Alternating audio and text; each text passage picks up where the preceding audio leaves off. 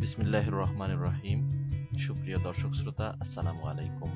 আমন্ত্রণ জানাচ্ছি career intelligence স্কুলের বাংলা বানানের নিয়ম কানুন বিষয়ক ভিডিও টিউটোরিয়ালে। আজকে 17তম পর্ব। আমাদের এ পর্বে আরেকটি গুরুত্বপূর্ণ নিয়ম আমরা শিখব, সেটি হচ্ছে দেশি বিদেশি মিশ্র এ ধরনের শব্দে রস্বইকার ব্যবহার হবে। রস্বইকার ব্যবহার হবে। আমরা এর আগের কোনো এক পর্বে আলোচনা করেছিলাম যে বিদেশি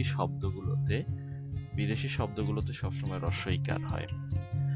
তো সেক্ষেত্রে আমরা এ পর্বে আরো একটু বেশি করলাম যে দেশি যে শব্দগুলো আছে, মিশ্র যে শব্দগুলো আছে, বিদেশি যে শব্দগুলো আছে, সেগুলোতে রস্বইকার হবে। তবে শুধু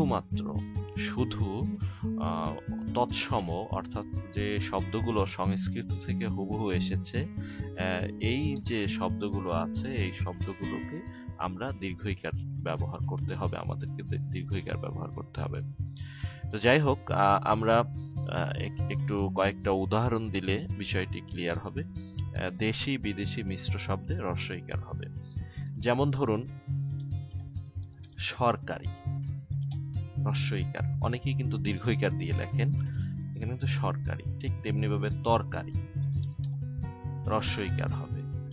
দরকারি, রস্বইকার হবে। গাড়ি, বাড়ি,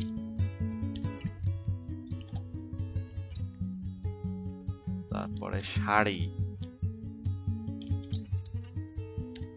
তারপরে চুড়ি, চাকরি।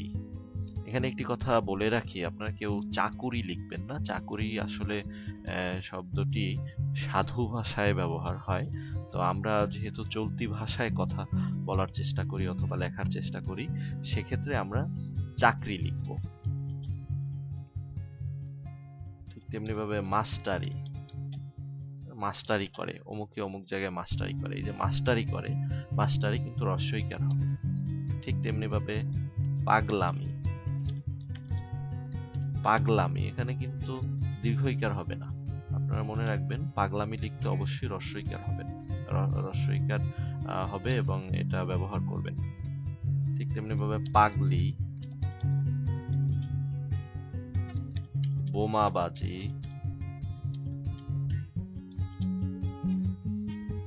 আরেকটি শব্দ, এটা মানে অনেকেই দীর্ঘইকার ব্যবহার করেন, কিন্তু আসলে এখানে কিন্তু রস্বইকার হবে। দেখুন দাবি, এই যে দীর্ঘইকার কিন্তু এটা হবে না, দাবি লিখতে রস্বইকার ব্যবহার করব আমরা।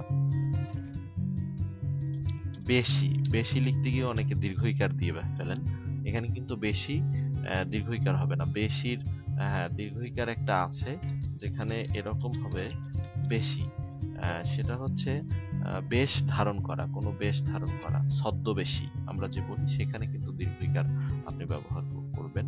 কিন্তু সাধারণত পরিমাণ বোঝানোর ক্ষেত্রে যে অনেক বেশি, সে বেশিতে কিন্তু অবশ্যই রস্বইকার ব্যবহার করবেন। এরকম আরো অনেক অনেক শব্দই আপনারা পাবেন। যেমন ধরুন হিজরি, এই যে হিজরি নববর্ষ শুরু হলো গতকাল থেকে, তো এই যে হিজরি, হিজরি শব্দটি কিন্তু দীর্ঘইকার ব্যবহার করেন থাকেন অনেকে, আগের দিনে করতেন। তো সুতরাং সে বিষয়টি খেয়াল রেখে আমরা অবশ্যই রস্বইকার ব্যবহার করব। ঠিক তেমনি ভাবে আরবি, এই যে আরবি, আরবি লিখতে কিন্তু অনেকেই দীর্ঘইকার ব্যবহার করেন, কিন্তু এটা কিন্তু রস্বইকার হবে। ঠিক ইংরেজি, ইংরেজি লিখতেও অনেকে দীর্ঘইকার ব্যবহার করেন, এখানে কিন্তু রস্বইকার হবে। ঠিক তেমনি ভাবে ফার্সি, ফরাসি, এরকম অনেক শব্দ আছে যে জিনিসগুলোতে আমরা দীর্ঘইকার পরিবর্তে রস্বইকার ব্যবহার করব। যেমন আরেকটি হিন্দি, হিন্দি কিন্তু অনেকেই এভাবে লিখে থাকে, কিন্তু হিন্দি হবে এভাবে। তারপরে রেশমি, রেশমি চুড়ি, সে যে রেশমি রস্বইকার হবে। পাখি রস্বইকার হবে। ফরিয়াদি রস্বইকার হবে। আসামি রস্বইকার হবে। এগুলো কিন্তু দীর্ঘইকার। আসামি লিখতে কিন্তু অনেকেই দীর্ঘইকার দিয়ে লেখেন, এখানে রস্বইকার হবে। তবে স্বামী লিখতে গিয়ে কিন্তু দীর্ঘইকার হবে। স্বামী লিখতে গেলে অবশ্যই দীর্ঘইকার ব্যবহার করবেন। ঠিক তেমনি ভাবে বেআইনি, আমরা বেআইনি অথবা আইনি, এক্ষেত্রেও কিন্তু রস্বইকার। বেআইনি, বেআইনি। ঠিক তেমনি ভাবে নানি, দাদি, চাচি,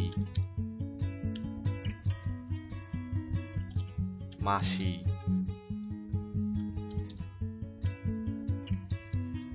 ইত্যাদি ইত্যাদি। এরকম আরো অনেক শব্দ আপনারা হয়তো পাবেন, যেগুলোতে অবশ্যই রস্বইকার ব্যবহার করবেন।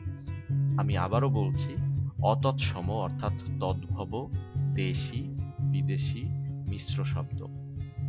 অতৎসম অর্থাৎ হচ্ছে সংস্কৃত থেকে আসেনি এ ধরনের যে কোনো শব্দের ক্ষেত্রে আমরা রস্বইকার ব্যবহার করব। যদিও প্রচলিত অনেক দীর্ঘইকার রয়েছে, তবুও আপনারা এই বিষয়গুলো ব্যবহারের ক্ষেত্রে সতর্ক থাকবেন, সেই প্রত্যাশা করছি। সবাইকে টিউটোরিয়াল দেখার জন্য অসংখ্য ধন্যবাদ। আপনাদের ভালো লাগলে অবশ্যই আমাদের চ্যানেলটি সাবস্ক্রাইব করবেন, সাথে আমাদের লাইক দিয়ে এবং কমেন্টস করে উৎসাহিত করবেন। এই প্রত্যাশা রেখে আজকের মতো বিদায় নিচ্ছি। আল্লাহ হাফিজ।